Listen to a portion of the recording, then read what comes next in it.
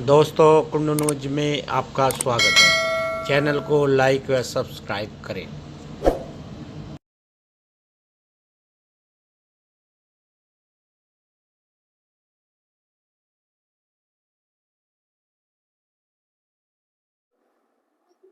मुरादनगर गंग नहर पर स्थित फूड पॉइंट पर एक विवादित मामला चल रहा है। उस विवादित मामले के कारण वह होटल सीज हो गया है। क्या विवाद है और किस कारण से इसका विवाद है, आइए आज हम बात करते हैं परवेज चौधरी और निजाम चौधरी जी से कि क्या विवाद था, किस कारण से वह होटल सीज हुआ है। जी परवेज चौधरी जी, जो ये होटल का विवाद चल रहा है, क्या कारण है, किस वजह से होटल सीज हुआ है, आप भी उसमें पार्टनर रहे हैं, क्या मामला है इसका? यह होटल जिलाधिकारी जी के द्वारा दिए गए कलेक्टर सर्टिफिकेट के निरस्त होने के कारण, क्योंकि निरस्त आदेश में जिलाधिकारी जी ने लिख दिया था कि इस निरस्तीकरण आदेश के बाद इस कलेक्टर सर्टिफिकेट का प्रयोग कहीं भी अवैध माना जाएगा। हमने इसकी शिकायत उसी दौरान में सिंचाई विभाग के एक्सीएन और चीफ और लेवल 1 वगैरह को सबको की। उसमें उन्होंने डीजीसी की राय मांगी। डीजीसी की राय में लिख करके आ गया कि कलेक्टर सर्टिफिकेट निरस्त होने के बाद कोई ठेके पट्टा नहीं लिया जा सकता। तो ऊपर से भी शासन आदेश समय समय पर आए हैं। लगभग 11 शासन आदेश मैंने लगाए थे, गवर्नमेंट ऑर्डर जो थे, जिनमें लिखा गया था किसी गुंडे माफिया और अपराधी को ठेके पट्टे से दूर रखा जाए। ये 1991 से लेकर के 2021 तक के मैंने 11 आदेश इसमें लगाए थे, जो शासन ने समय समय पर दिए थे कि गुंडे अपराधी माफियाओं को ठेके पट्टे से दूर रखा जाए। इसके परिप्रेक्ष्य में नवंबर 2024 में इसके खिलाफ जब ये डीजीसी की राय आ गई तो इसका होटल बंद कराया जाना और इसको 24 घंटे का समय खाली करने के लिए दिया जाना था।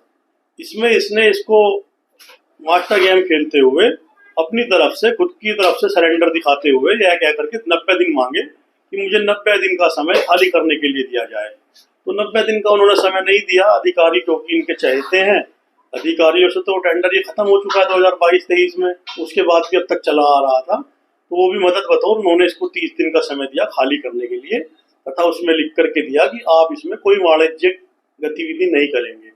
ये उसके आदेश की अवहेलना करते हुए वहाँ वाणिज्यिक गतिविधि कर रहा था। रात को लाइटें चालू थी, सारी चीजें थी। मैं मेरठ से आ रहा था तब मैंने देखा, उस टाइम होटल खुला था। मैंने फेसबुक लाइव चलाया। लाइव चलाने के बाद अधिकारियों ने संज्ञान लिया। अगले दिन यहाँ पर आकर बैरिकेटिंग करके तार की बाड़ लगा करके होटल बंद करा दिया गया। ये होता है इसमें। इसमें जो इसके मालिक है हाजी तौहीद, उन्होंने कहा है कि उन्होंने इसको जो है शासन को लेटर भेजा था और लेटर भेज के घाटे में चलने की वजह से उन्होंने ये होटल छोड़ा है। लेकिन आप लोग भी इसमें पार्टनर थे, उन्होंने बताया कि उनका ही होटल है, तो इसमें मेरे साथ कोई पार्टनर नहीं है। तो ये पार्टनर को लेके क्या विवाद है आपका? देखिए, कागजों में तो वो अकेले मालिक हैं, इसमें कोई शक नहीं है। कागजों से तो वो अकेले मालिक आपको साबित भी करेंगे। ठेका पट्टा जब लिया दिया जाता है तो बहुत सारे लोग उसमें जुड़े होते हैं। एक के नाम करा दिया जाता है विश्वास में, कोई विश्वासघात कर ले तो उसका क्या इलाज कर सकते हैं। लेकिन हमारे जो उसके ऊपर इस ठेके को लेकर के पैसे थे, मैंने 23 जुलाई 2023 को इनके खिलाफ डीसीपी की गाजियाबाद देहात को एक लेटर लिखा कि मेरे इसने पार्टनरशिप करके मेरे पैसे नहीं दे रहा है। तो इसने एसीपी स्तर के अधिकारियों को मैनेज करके मेरा वो जो मेरी जांच थी उसमें क्लीन चिट ले ली। फिर मैं माननीय न्यायालय गया, वहां जाकर के अपना पक्ष रखा। वहां जाने के बाद मेरे पक्ष में आदेश हुए कि इनके खिलाफ 420, 406, 504, 506 का मुकदमा दर्ज कराया जाए।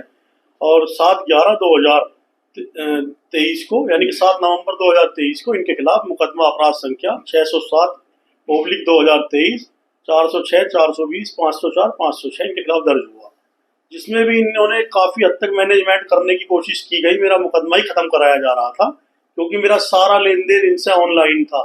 तो इसलिए मेरा ये मुकदमा निरस्त नहीं करा पाए, खारिज नहीं करा पाए। मेरे मुकदमे में इनके खिलाफ चार्जशीट गई। चार्जशीट जाने के बाद मैंने जिलाधिकारी गाजियाबाद जी के यहाँ फरवरी 2024 में आवेदन किया कि साहब यह व्यक्ति ठेका चलाने के लिए योग्य नहीं है। वो 11 जो शासन आदेश विभिन्न समयों पर दिए गए थे, वो मैंने उसमें संलग्न करके उस चिट्ठी में दिए। तो वो चिट्ठी भी मैं आपको भेज दूंगा। मैंने कब कब क्या क्या इसके खिलाफ कार्रवाई की, वो सारी चिट्ठियां मैं आपको भेज दूंगा। उस समय जब आपने इनके साथ में पार्टनरशिप डीड की थी, उस समय कोई रिटर्न में, लिखित में इस तरह का कोई या आपसदारी में उस वक्त निजाम भाई बैठे हैं, इनसे बड़े भाई विधायक हुआ करते थे आप चौधरी, ये उनके विधायक प्रतिनिधि थे और पारिवारिक रिश्ते थे। मुझे भी रिश्ते में दामाद कहते थे कि परवेज मेरा रिश्ते में दामाद लगता है। इनके आप भाइयों से भी पूछ सकते हैं, किसी से भी पूछ सकते हैं, क्योंकि मेरे ससुर मरहूम के भी ये पार्टनर रहे हैं तो 1989-88 में। तो मुझे अपना दामाद कहते थे। जब रिश्ते पारिवारिक हो, वो कहाँ डील कराई जाएगी। हम तो आज भी कारोबार कर रहे हैं, हमारी सैकड़ों चीजें दूसरों के नाम हो सकती है, दूसरों की चीज हमारे नाम हो सकती है। व्यापार में ये सब चीजें छोटी चीजें होती हैं, ये बहुत बड़ी चीज नहीं है कि नाम किसका है। आपको निजाम जी इस विषय पे जी, ये जो होटल गंग नहर फूड पॉइंट के नाम से यहाँ चल रहा था और जो सीज हुआ है परसों, इसमें हम 4 पार्टनर थे। एक आर.के. जैन एक्सन हुआ करते थे, एक परवेज चौधरी, एक मैं, एक हाजी तोहिद। 25-25 पैसे के 4 पार्टनर थे और इसने चारों पार्टनरों को एक एक करके बाहर किया होटल से और सबके पैसे मारे। एक आर.के. जैन एक्सन हुआ करते थे, वो हमारे पार्टनर बने। 25 लाख रुपया उन्होंने दिया अपनी पार्टनरशिप में। उसके बाद 85 लाख रुपया वो नोटबंदी में देके गए। लगभग 1 करोड़ समथिंग उनका रुपया हुआ करता था। उसमें से उन्होंने 20-25 लाख वापसी ले लिए छुटपुट करके। 85-90 लाख रुपया उनका बाकी रह गया। उनको हार्ट अटैक आया, वो इस दुनिया से छोड़ के चले गए। लेकिन वो जो पैसा इस पे था, इस आदमी पे, इस भ्रष्ट आदमी पे, इस बेईमान आदमी पे, वो पैसा इसने उनके परिवार के या किसी सदस्य को, उनकी पत्नी को बुला करके दिया नहीं। इस आदमी के 50 लाख रुपए हैं, मेरे 32 लाख रुपए हैं, यूनुस पहलवान है उसके पैसे हैं।